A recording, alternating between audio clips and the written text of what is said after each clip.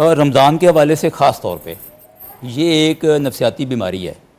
دکھاوا۔ دکھاوے کی اگر ہم اقسام بنائیں تو دو بڑی قسمیں بنتی ہیں۔ ایک وہی جو آپ نے ریاکاری کی بات کی ہے کہ اگر آپ کوئی نیک عمل بھی کریں لیکن اس میں اللہ تعالیٰ کی خوشنودی کی بجائے آپ کی نیت یہ ہو کہ لوگ میری تعریف کریں، لوگ مجھے دیکھ کے خوش ہوں، اور لوگ میرا معاشرے میں جو سٹیٹس ہے، جو درجہ ہے، اس کو بلند کریں، تو یہ بھی ایک ریاکاری یا دکھاوے کی قسم ہے۔ دوسری قسم یہ ہے کہ اگر آپ اپنی ایک ایسی صلاحیت جو آپ کے اندر کم ہے اس کو بڑھا کے پیش کریں، یا ایسی صلاحیت جو آپ کے اندر نہیں ہے اس کو آپ بیان کریں، تو یہ دکھاوا بھی ہے اور یہ جھوٹ بھی ہے، اور مقصد اس کا بھی یہی ہے کہ لوگ آپ کی تعریف کریں، لوگ معاشرے میں آپ کو بہتر سٹیٹس دیں، اور اس سٹیٹس کا آپ کوئی جائز یا ناجائز فائدہ اٹھانا چاہیں جھوٹ کی بنیاد پہ۔ یہ دونوں شکلیں جو ہیں وہ دکھاوا ہیں، اور میں تو اسے سمجھتا ہوں کہ یہ ایک نفسیاتی بیماری ہے۔ لوگ اپنے عشق میں مبتلا ہو جاتے ہیں اور ہر وقت یہ چاہتے ہیں کہ لوگ میری تعریف کریں، لوگ جو ہے نا وہ میرے گن گائیں اور ہر طرف میرا ہی چرچا ہو۔ آپ نے سوشل میڈیا کی بات کی آپ نے کہ لوگ اپنے عشق میں اپنے عشق میں، اس کو نرگسیت بھی کہتے ہیں، اردو میں ہم اسے نرگسیت کہتے ہیں۔ نرگسیت؟ جی، نرگسیت، نارسسزم۔ ہاں کہ نارسسزم، بالکل، انگریزی میں نارسسزم کہتے ہیں، اردو میں نرگسیت کہتے ہیں، اور اس کا مقصد ہی یہی ہوتا ہے کہ میں اپنے عشق میں مبتلا ہوں اور ہر وقت میں اسی تگ و دو میں لگا ہوا ہوں کہ لوگ میری تعریف کریں، لوگ میرے بارے میں سوچیں، اور آپ کا بھائی ایسا ہے، آپ کا بھائی ویسا ہے، آپ کے بھائی نے یہ کر دیا، آپ کے بھائی نے وہ کر دیا، آپ کا بھائی بڑا سخی ہے، آپ کا بھائی بڑا بہادر ہے، اور فلاں جگہ میں نے یہ رول پلے کیا، فلاں جگہ یہ کیا۔ اس میں سچ بھی ہوتا ہے اور جھوٹ کی آمیزش بھی ہوتی ہے۔ بہت یہ برننگ ایشو ہے، اور ہمیشہ سے یہ معاشرے میں یہ چیزیں آگے بڑھیں گی جس طرح ٹیکنالوجی ترقی کرے گی۔ تو اس کے لیے بیسس جو ہیں ہمیں پلٹنا پڑے گا، رجوع کرنا پڑے گا اللہ اور اس کے رسول کی تعلیمات کی طرف، کیونکہ یہ ایمان والے کے لیے جو اصل سلیبس ہے جو کامیابی کا، سکسیسفل ہونے کا، وہ تاجدار کائنات صلی اللہ علیہ وسلم کی سیرت ہے اور اللہ رب العزت کی کمانڈمنٹس اور فرامین ہے۔ تو بیس جو ہے قرآن مجید نے سورہ الانعام، قرآن مجید کا اس میں آیت نمبر 163 میں اللہ رب العزت نے بتایا ہے کہ تمہارے اعمال کی، تمہاری نماز کی، تمہاری زندگی کی، حتیٰ کہ تمہاری موت کے وقت بھی تمہاری نیت کیا ہے۔ فرمایا قل ان صلاتی ونسکی ومحیای ومماتی للہ رب العالمین، کہ حبیب مکرم آپ فرما دیں میری نماز، میری قربانی، میرے مناسک، میری عبادات، میرا جینا، میرا مرنا صرف اس اللہ کے لیے ہے جو تمام جہانوں کا پالن ہار ہے۔ قیامت کے دن بھی اعمال کی کثرت پر فیصلے نہیں ہوں گے بلکہ نیت کے اخلاص پر فیصلے ہوں گے۔ اب اس نیت میں ریاکاری ہے یا وہ اس میں رضا ہے، یہ تعلق اللہ رب العزت کی بارگاہ کے ساتھ مقصود ہے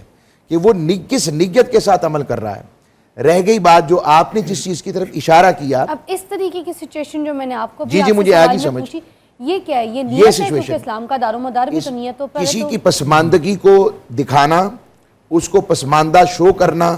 اور اس بنیاد کے اوپر اپنی واہ واہ، اور اگر کوئی اس نیت سے اپنی پروموشن کر رہا ہے تو یہ ریاکاری کے زمرے میں آئے گا۔ دیکھیں جو دے رہا ہے پروموشن تو اسی کی ہو رہی ہے، ٹھیک ہے، جو اپنے اکاؤنٹ پہ اپلوڈ کر رہا ہے پروموشن تو اسی کی ہو رہی ہے، جس بیچارے کی ذات دکھائی جا رہی ہے اس کی کیا ہو رہی ہے؟ دو چیزیں اس کے اندر، کبھی کبھی اسلام اس کی اجازت دیتا ہے، اچھا اس چیز کی اجازت دیتا ہے کن کہ لمحات پہ؟ وہ میں عرض کر رہا ہوں، اجازت دیتا ہے کہ اب صدقات کو دکھا کر لوگوں کو بتانے کے لیے کہ آپ بھی موٹیویٹ ہوں۔ بات اصل میں نیت کی آ رہی ہے۔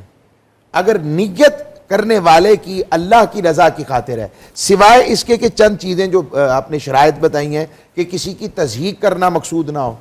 کسی کو کمتر دکھانا مقصود نہ ہو، یا اپنی پروموشن ذاتی طور پر پاپولیرٹی یا چیریٹی کے نام کے اوپر زیادہ چیزوں کو آپ مینیج کرنا مقصود نہ ہو کہ تاکہ زیادہ لوگ پیسے اور معاملات ہمیں فائنینشلی فائدہ ہو۔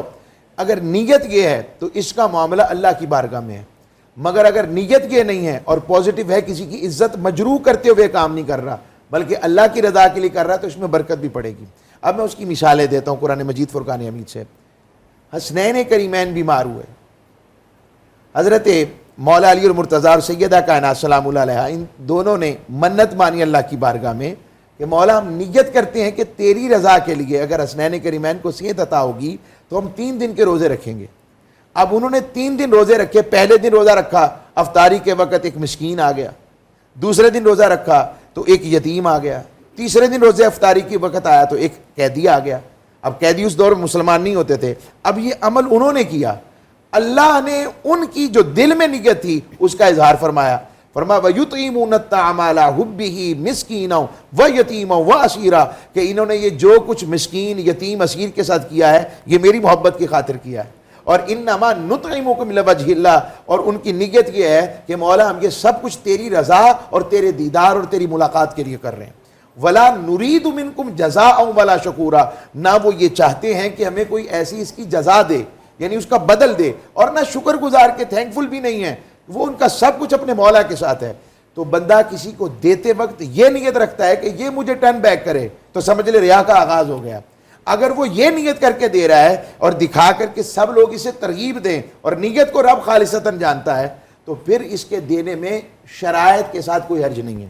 شرائط کے ساتھ منع ہو جائے گا اور شرائط کے ساتھ بہت زبردست مثال دی آپ نے۔ میں بریک پہ جاؤں گی، مگر بریک کے بعد جب واپس آؤں گی ایک اور سوال جو میرے دل میں ابھی ایسے امڑ رہا ہے مگر بریک کی وجہ سے میں پوچھ نہیں پائی،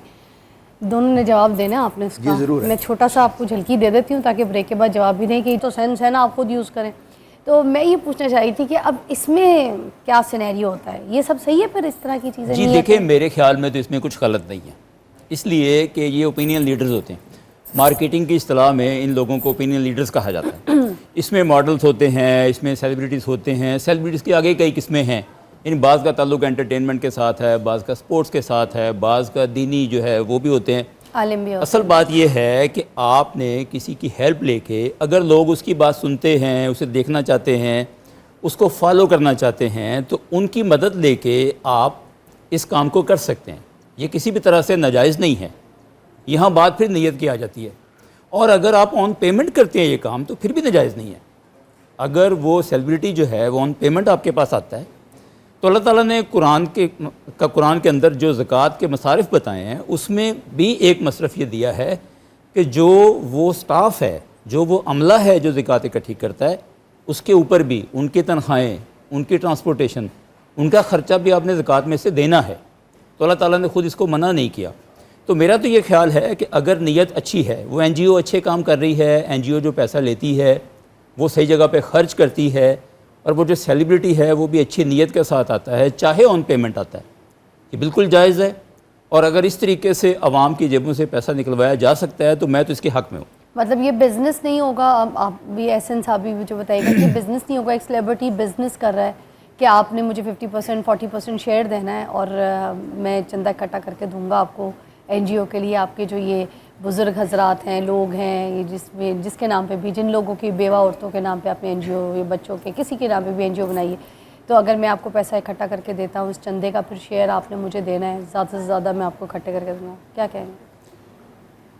اس حوالے سے جب قرآن مجید، فرقان حمید اور احادیث نبوی کا مطالعہ کرتے ہوئے جب ہم اس کو غور کرتے ہیں تو میں تھوڑا سا بڑے آداب کے ساتھ ڈاکٹر صاحب سے اس وجہ سے ڈفر رکھتے ہوئے اداب و احترام کے لہجے میں کہ عاملین میں یہ شمار نہیں ہوتے، اور کسی چیز کو فکس کر کے سیلیبریٹی کا آنا اور اللہ کی رضا کے لیے پھر اس چیز کے این جی او کے اس کاز میں شامل ہونا، تو یہ بات شرعی اعتبار سے درست نہیں بنتی۔ وہ معاملہ اور ہوتا ہے کہ پروفیشنلی آپ اپنے آپ کو فکس کرتے ہیں، وہ اور چیز ہے۔ سیلیبریٹی کا پہلے ہی لوگ انہیں ریناؤن جانتے ہیں، وہ تو اس لیے آ رہے ہیں کہ میں لوگوں کی خدمت کے لیے آ رہا ہوں، ویلفیئر کے لیے آ رہا ہوں، تو پک اینڈ ڈراپ تو سمجھ لگتی ہے کہ ان کو پک اینڈ ڈراپ دے دی جائے زیادہ سے زیادہ، یا وہ معاملات ان کو اچھے طریقے سے ڈیل کر دیا جائے، میل سرو کر دیا جائے، یہ تو سمجھ لگتا ہے، اور ان کے لیے اچھا ڈیکورم پیش کر دیا جائے، یہ سمجھ لگتا ہے۔ مگر اس کو اس طریقہ کار سے پروفیشنلی کہ ان کو پے کیا جائے، تو پھر ان کا اللہ کے ساتھ حصہ کہاں پر ہے؟ یہ اتنی بڑی شے ہے کہ قیامت کے دن ایک شخص اللہ کی حضور پیش ہوگا اور وہ مجاہد ہوگا، شہید ہوا ہوگا، اور شہید وہ ہوتا ہے جس کے خون کا قطرہ بعد میں گرتا ہے، بخشش پہلے ہو جاتی ہے۔ اللہ کریم ارشاد فرمائیں گے اسے اٹھا کے جہنم میں پھینک دو، وہ کہے گا مولا میں نے تیرے لیے شہادت دی، جان دے دی۔ اللہ نے فرمایا میں تیری دل کی نیت کو جانتا ہوں، تمہارا مطلب اور منشا اصل میں میری رضا نہیں تھی، تم لوگوں کو بتانا چاہتے تھے کہ تم بڑے بہادر ہو۔